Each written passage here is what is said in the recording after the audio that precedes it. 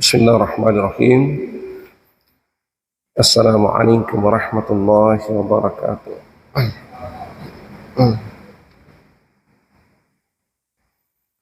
Alhamdulillah alladzi 'allama bil qalam 'allama al insana ma lam ya'lam.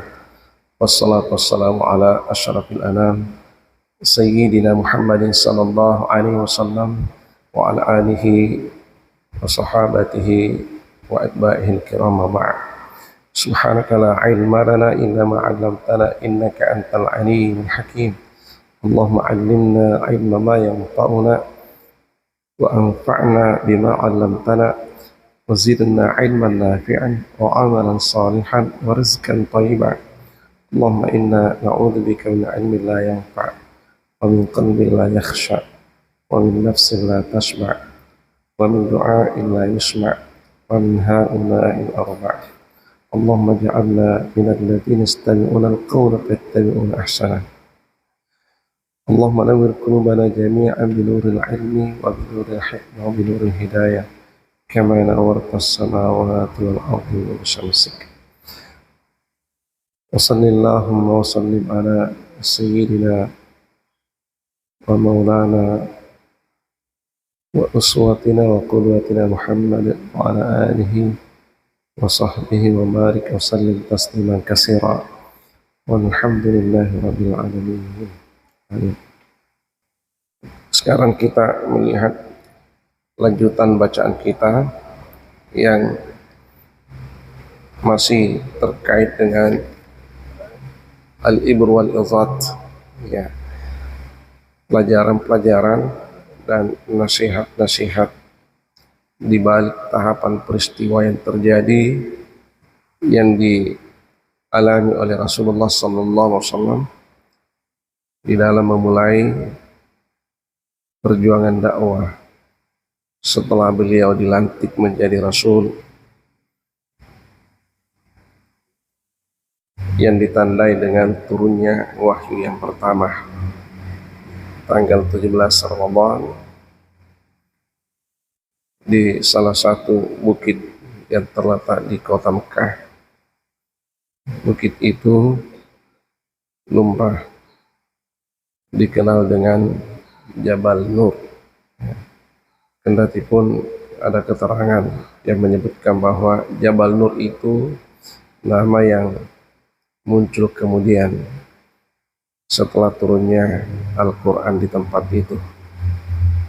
Sebelumnya orang-orang jahiliyah mengenal bukit itu dengan Jabal Hira. Itulah sehingga gua yang ada di puncak bukit itu, ya, bukan persis di puncak, ya. Yang pernah mendaki di atas itu tahu.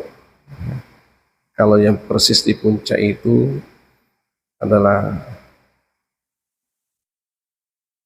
batu yang datar, dan disitulah orang biasanya qiyamul lail di malam hari, ya, dijadikan sebagai musalla.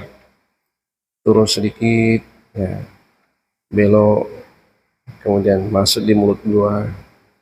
Di mulut gua itu ada batu berimpit, ya, kita melewatinya itu dalam, ya, posisi badan miring, ya, karena kalau tidak miring, ya, kita tersangkut, ya, miring, ya, masuk. Ya, di gua Hira itu hanya 2 orang yang bisa masuk bersamaan, ya. Kalau melewati antrian di sebelah kanan, maka dia mendapati posisi Rasulullah dalam keadaan duduk bersikir. Kalau melewati antrian di sebelah kiri, maka dia mendapati tempat di mana Rasulullah SAW posisinya itu berdiri melaksanakan sholat, ya. Nah, itulah gua Hira, ya. Disitulah diceritakan oleh maghrub kita di sini awal mula turunnya wahyu sebagai tanda pelantikannya beliau sebagai Rasul, dan disitulah bertitik tolak, ya, dakwah ini dimulai, ya, sampai akhir hayatnya, ya, dakwah itu dimulai, kemudian dikembangkan, kemudian terus dilanjutkan oleh generasi setelah beliau. Awal mula berpindah di tangan para sahabat, seterusnya di tangan tabi'in, seterusnya di tangan tabi'in, seterusnya lagi atba'u tabi'in, dan setelah itu ya langsung periode ulama hingga hari ini, dan terus menerus berlanjut hingga akhir zaman kelak. Ya, secara berestafet itu misi dakwah ini tidak akan bisa terhenti, diwarisi dari generasi ke generasi, dari masa ke masa, sepanjang masa hingga akhir masa nanti. Dan kalian, anak-anakku semua, semoga terpilih termasuk di antara barisan yang menerima estafet perjuangan dakwah ini. Ya. Milikilah apa yang seharusnya kalian miliki sebagai seorang dai, sebagai seorang yang berstatus selaku warasatul anbiya, ahli waris para nabi dan rasul. Karena hanya yang berstatus sebagai warasatul anbiya yang bisa diberi amanah melanjutkan misi suci ini. Kalau tidak di tangan warasatul anbiya, khawatirnya nanti misi suci ini justru dijadikan komoditi, dikomersialkan, dan itu sering-sering terjadi oleh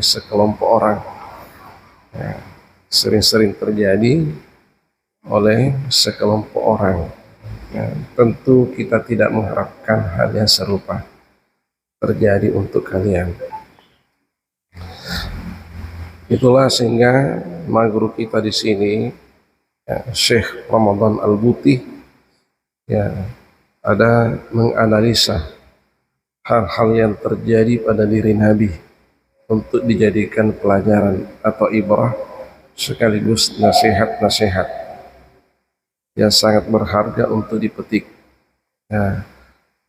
karena itu bisa mengarahkan kita jangan sampai salah langkah di dalam melanjutkan misi suci yang diemban oleh Rasulullah Sallallahu Alaihi Wasallam. Jadi dakwah itu ada khittahnya, dakwah itu memiliki khittah, panduan,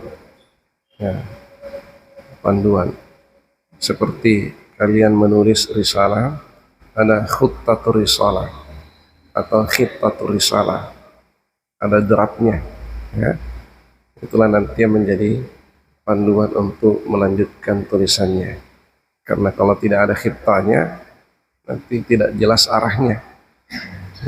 Dakwah pun seperti itu, ada khittah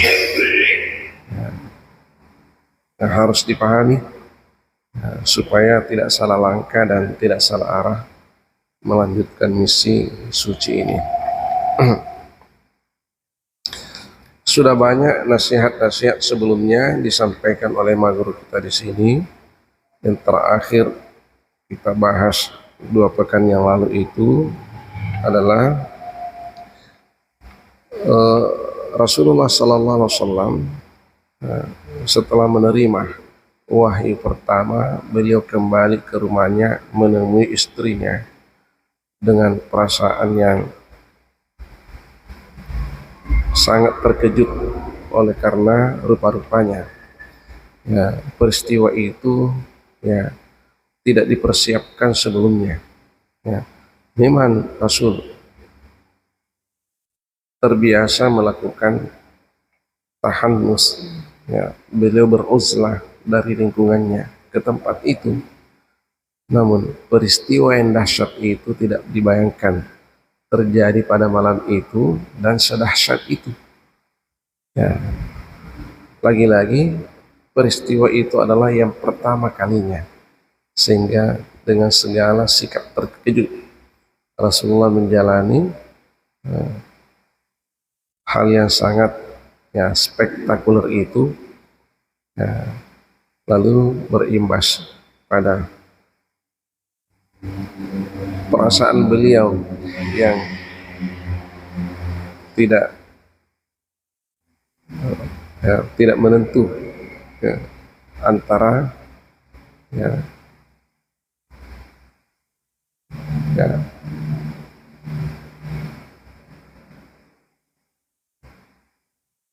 sadar atau tidak sadar. Yang pasti beliau tidak tidur. Ya, yang pasti beliau adalah tidak tidur, bukan dalam keadaan tidur, sehingga peristiwa itu dipastikan tidak dalam keadaan Rasulullah SAW mimpi, bukan di alam mimpi, itu di alam nyata. Ya. Hanya saja karena Rasulullah berjumpa dengan alam gaib, tentu perasaannya itu tidak senormal dengan perasaannya orang-orang yang seperti kita. Beliau melintasi alam yang lain, sekalipun tidak sampai meninggalkan alamnya semula atau alamnya yang asli. Perasaan gundah itulah, atau perasaan terkejut, perasaan yang tidak biasanya beliau alami, menyebabkan beliau itu menggigil kedinginan, sesekali berhembus rasa takut, semangatnya down, tidak tahu persis sesungguhnya apa yang terjadi pada dirinya, itu alamat apa, tanda-tanda apa. Namun sang istri yang terkasih ini sangat cekat memahami tanda-tanda yang terjadi pada diri suaminya, lalu berusaha untuk membesarkan hati suaminya yang dahulu itu. Kemudian terdapat analisis yang diluruskan oleh maguru kita di sini. Itu dikhawatirkan nanti sebagian orang itu salah paham. Kita lihat lagi lanjutannya. Summa inna syai'an min halatil ilhami aw hadisan nafsi aw al-ishraq ruhi aw at-ta'ammulat al-ulwiyah. Kemudian sesungguhnya satu di antara hal-hal yang merupakan ilham, fenomena atau kondisi yang membuktikan bahwa hal yang terjadi itu bukanlah sesuatu yang biasa, itu adalah ilham. Ini tidak langsung mengatakan wahyu, ataukah cerita-cerita yang terkait dengan kejiwaan,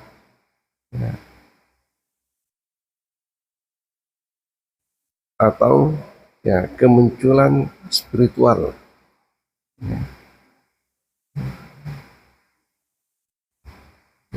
pengalaman spiritual,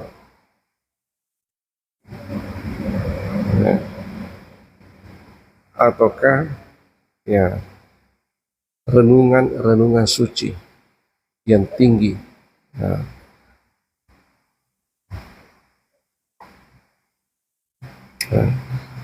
harapan-harapan yang tinggi.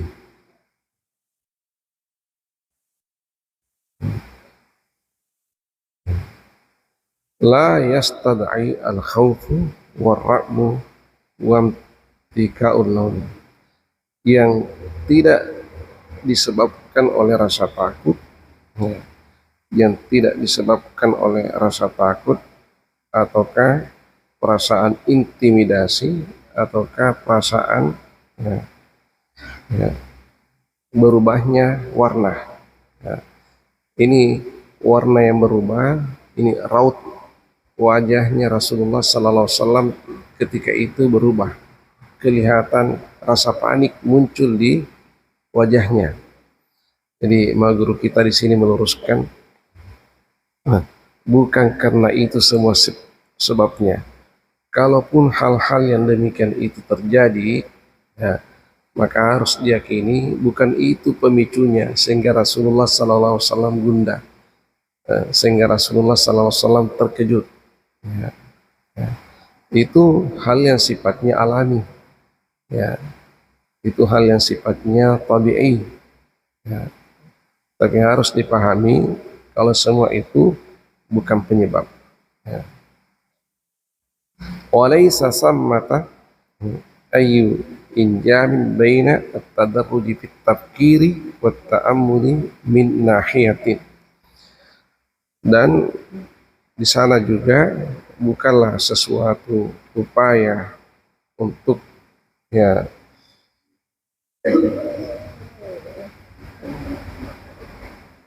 at-tadarruj fit tafkir, beransur-ansur di dalam melakukan at-tafkir, apa,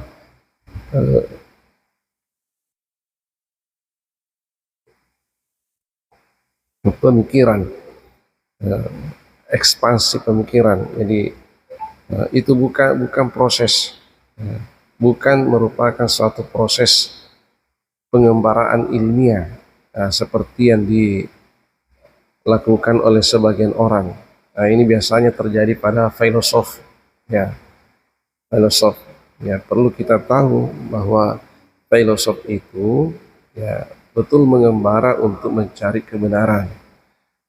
Kalau seorang rasul tidak demikian, ya, bukan lagi mengembara untuk mencari kebenaran, tapi kebenaran itu datang kepadanya. Ya, kebenaran itu sudah datang kepadanya. Ya, ya, bukan baru mencari. Kalau filosof baru mencari, baru menjejaki. Ya, jadi peristiwa-peristiwa spektakuler yang mungkin dialami, itu at-tadarruj fit tafkir. Kalau Rasul tidak, bukan tahapan itu. Jadi harus dipilah perjalanannya seorang nabi dan rasul dan perjalanannya para al-falasifah, filosof. Ya. Ini guru kita pilih di sini supaya orang itu tidak salah kafrah. Ya, dikiranya nanti peristiwa yang dialami oleh Rasulullah, ya, tidak berbeda dengan peristiwa yang biasa dialami oleh orang-orang yang bertapa, ya, ya, atau para filosof yang mengandalkan akal pikirannya di dalam menjejaki kebenaran. Kalau di sini tidak, ya, bukan itu.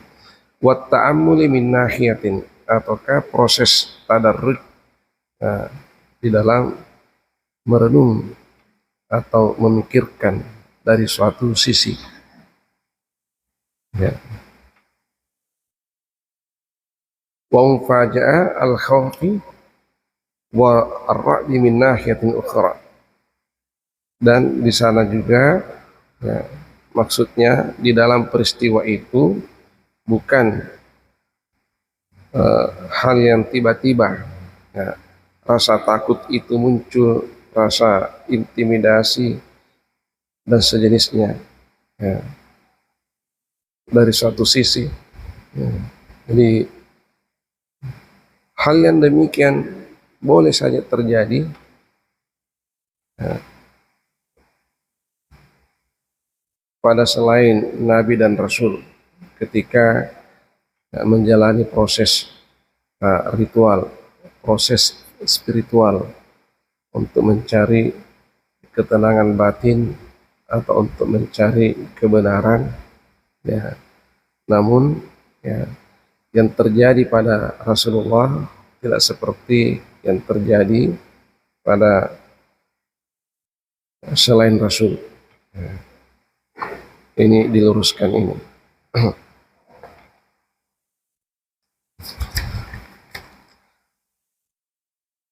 Wa illa, dan jika tidak, la laqatada dzalika ay ya'isha ammatal mufakkirina wal muta'ammilin. Ya.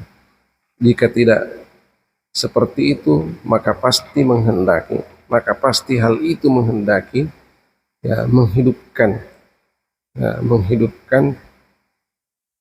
pada umumnya. Ya, maksudnya menghidupkan anggapan pada umumnya orang-orang berpikir dan orang-orang yang merenung. Jadi orang-orang berpikir dan orang-orang merenung yang tidak dipandu oleh wahyu, ya, kadangkala juga, ya, melakukan hal yang serupa dan mendapatkan, ya, proses yang serupa, pengalaman yang serupa. Namun, ya, kita tetap harus memilah ini perjalanan seorang Rasul, ini perjalanan, ya,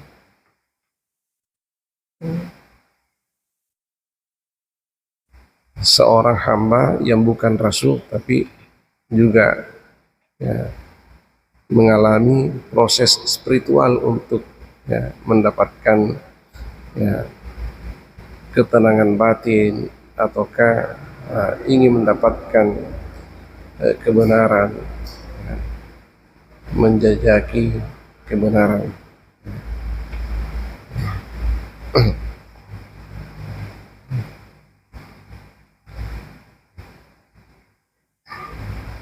Ya, seperti yang pernah terjadi, ya, di Indonesia ini, kalau tidak salah tahun 2007 yang lalu, ya, tahun 2007, ya, ketika gempar di Jakarta itu, ada seorang pensiunan PNS, ketika itu masih PNS namanya, pegawai negeri sipil, sekarang berubah menjadi ASN, ya, aparatur sipil negara. Beliau ini pensiun dari PNS Pemda DKI Jakarta, lalu bertapa ke puncak Gunung Salak di Bogor. Ya. Setelah turun, ya, tiba-tiba memproklamirkan dirinya sebagai nabi. Ya. Siapa namanya itu? Masih ingat? Ya, namanya Ahmad Musaddiq. Ya. Ahmad Musaddiq.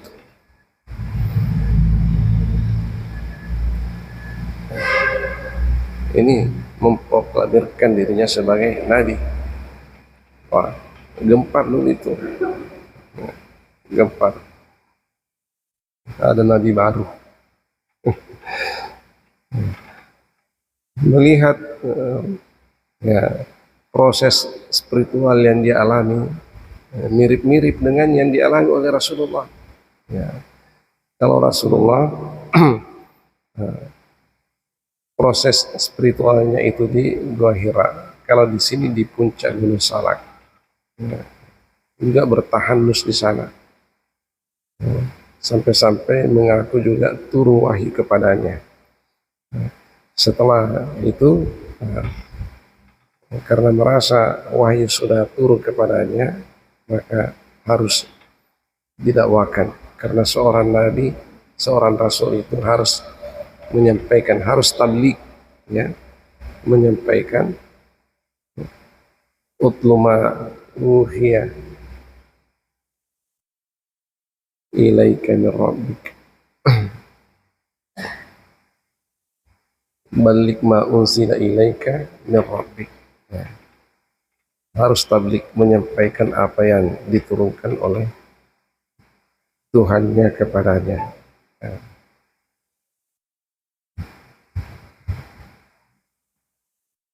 Ya. Lalu Yang lebih aneh lagi, karena pada saat yang tidak berselang lama, ya, seorang wanita, ya, seorang wanita yang mengaku dirinya malaikat Jibril, ya. Siapa namanya itu? Lia Eden, ya. Nah, ini mengaku dirinya malaikat Jibril. Nah, kedua-duanya itu disidang setelah diproses oleh Polda Metro Jaya dengan tuduhan penistaan terhadap agama Islam. Nah, jadi malaikat Jibril disidang, ya. Juga ini nabi yang baru ini juga disidang. Ya.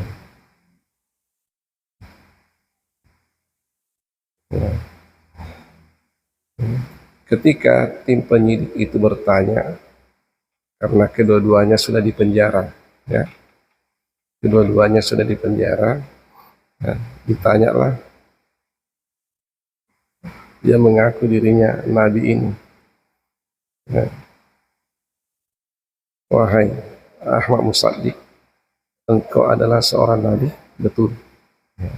Sekarang engkau ditanya, pernahkah engkau didatangi oleh seorang malaikat yang bernama Lia Eden? Ya. Katanya, oh tidak pernah. Nah, itu dusta itu. Tidak ada malaikat yang bernama Lia Eden. Ya. Ditanya lagi Lia Eden, wahai Lia Eden, engkau adalah malaikat Jibril, betul. Pernahkah engkau menurunkan wahyu kepada seorang nabi yang bernama Ahmad Musaddiq? Ya. Tanya, oh tidak, itu nabi palsu itu. Tidak ada nabi yang namanya Ahmad Musaddiq. Nah, maka disimpulkanlah oleh tim penyidik bahwa kedua-duanya ini palsu. Nabi ini palsu dan malaikat ini juga palsu. Nah, hal-hal macam itu yang meniru-niru gaya para nabi dan rasul karena mereka membaca sejarah lalu mengikuti proses yang sama, ya, jangan sampai kita terkecoh. Jangan sampai kita terkecoh. Ya, boleh saja kelihatan prosesnya sama, namun ya harus dipahami bahwa hal-hal yang terjadi pada diri Nabi, ya, itu tidak sama, ya, tidak sama dengan hal-hal yang mereka alami.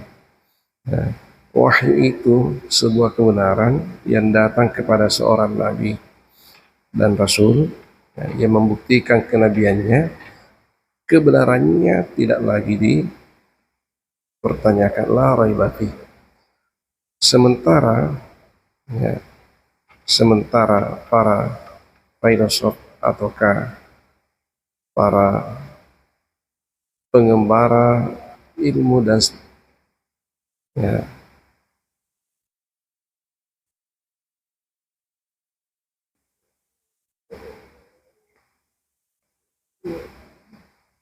hal-hal yang sifatnya spiritual itu berangkat dari titik yang tidak pasti menuju ke sesuatu juga yang tidak pasti.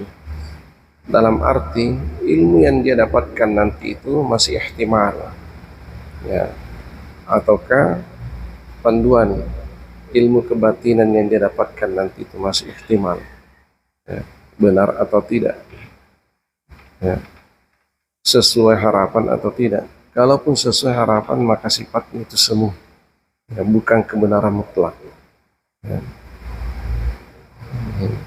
Karena kebenaran yang didasari oleh hasil nalar atau pikiran manusia itu sifatnya tidak mutlak, bukan sesuatunya absolut, ya. Beda kebenaran yang disampaikan oleh wahyu. Makanya dalam Al-Quran dikatakan al-haqqu min rabbik fala takunanna minal mumtarin. Kebenaran yang sesungguhnya itu dari Tuhanmu, ya. Ketika itu datang maka peganglah sekuat-kuatnya, jangan lagi engkau ragu. Fala takunanna minal mumtarin. Jangan sekali-kali engkau termasuk orang-orang yang meragukan wahyu.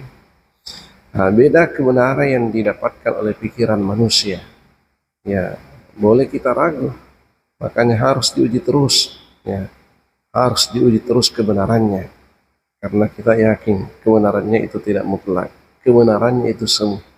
Mungkin hari ini benar, tapi besok-besok kebenarannya itu perlu direvisi lagi. Ya, itulah sehingga ada banyak kitab-kitab suci yang selalu diamandemen, selalu direvisi. Nah, kenapa? Tidak bisa lagi berkondisi. Ya, tidak bisa lagi berkondisi, didesak oleh teknologi, didesak oleh ilmu pengetahuan. Ya, yang klop dengan rasio manusia. Ilmu pengetahuan, ya, teknologi yang benar, kebenarannya pun semu, ya, benar seketika. Ya, ketika fenomena berubah, maka kebenarannya itu harus kembali lagi berkondisi.